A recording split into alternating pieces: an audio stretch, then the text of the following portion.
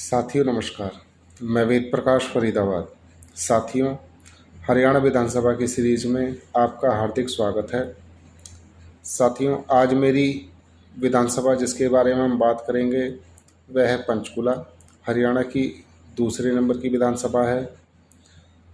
यह सीट 2008 के परिसीमन के बाद अस्तित्व में आई। इससे पहले यह कालका विधानसभा जो होती थी उसके अंतर्गत आती थी। 2009 में इस सीट पर पहली बार चुनाव हुए।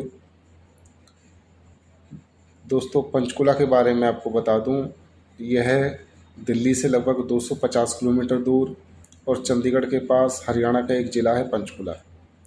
पर्यटन के क्षेत्र से काफ़ी महत्वपूर्ण है। पूरी तरह से शहरी विधानसभा है, शहरी सीट है, कोई गांव इसमें शामिल नहीं है। और अभी तक इस सीट पर 3 बार चुनाव हुए हैं, 2009, 2014 और 2019। तो आइए बात करते हैं शुरू से 2009 से। 2009 में यहाँ पहली बार चुनाव हुए 2008 के परिसीमन के बाद।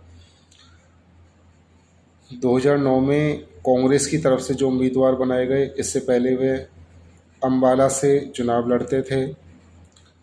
2005 में उन्होंने अनिल विज, जो बीजेपी के सीनियर लीडर हैं, उनको हराया था। लेकिन 2009 में यह पंचकुला से उम्मीदवार बनाए गए और उन्होंने जीत हासिल की। उन्होंने आईएनएलडी के योगराज सिंह जो कि क्रिकेटर युवराज हैं, उनके पिता हैं, उनको हराया। और बीजेपी की तरफ से ज्ञानचंद गुप्ता जी उम्मीदवार थे, वो तीसरे स्थान पर रहे। आइए बात करते हैं 2014 की। तो 2014 में यहाँ कांग्रेस की तरफ से देवेंद्र कुमार बंसल फिर उम्मीदवार बनाए गए और बीजेपी की तरफ से ज्ञानचंद गुप्ता उम्मीदवार थे। जो इस बार बीजेपी की बहुत भरपूर लहर थी, जिसका उन्हें फ़ायदा मिला और उन्होंने 69,000 से ज़्यादा, लगभग 70,000 उन्हें वोट मिली। और आईएनएलडी के कुलभूषण गोयल, उन्हें 25,000 के लगभग वोट मिली। कांग्रेस के जो उम्मीदवार थे देवेंद्र कुमार बंसल, वो तीसरे स्थान पर रहे। 2014 में अगर वोट प्रतिशत की बात की जाए तो बीजेपी के ज्ञानचंद गुप्ता जी, जिन्हें लगभग 69-70,000 वोट मिली, उन्हें 54% वोट हासिल की वोट मत हासिल हुए। और इनेलो के जो कुलभूषण गोयल थे, उन्हें लगभग 19%, 20% वोट मत हासिल हुए। और जो कांग्रेस के देवेंद्र कुमार बंसल थे, जिन्होंने पिछले चुनावों में जीत हासिल की, उन्हें लगभग 12% ही वोट प्राप्त हुए। आइए बात करते हैं 2019 की। 2019 में भी बीजेपी की भरपूर लहर थी, जिसमें ज्ञानचंद जी को तीसरी बार उम्मीदवार बनाया गया। ज्ञानचंद जी यहाँ फिर जीत हासिल की।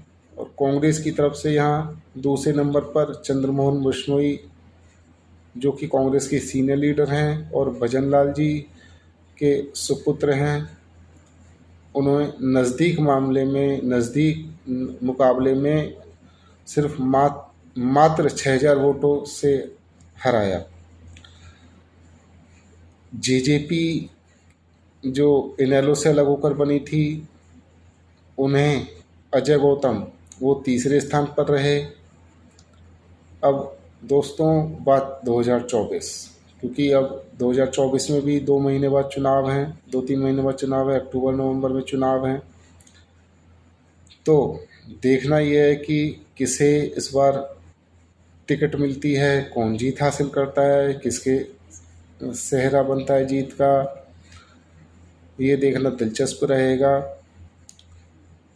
तो दोस्तों, कैसी लगी आपको मेरी ये सीरीज़ पंचकुला के बारे में? अगर मेरी सीरीज़ से आपको कोई नई जानकारी मिली है तो कृपया मेरी सीरीज़ को लाइक करें, शेयर करें, मुझे फॉलो करें। आपका बहुत बहुत धन्यवाद। कमेंट करें। आपका बहुत बहुत धन्यवाद।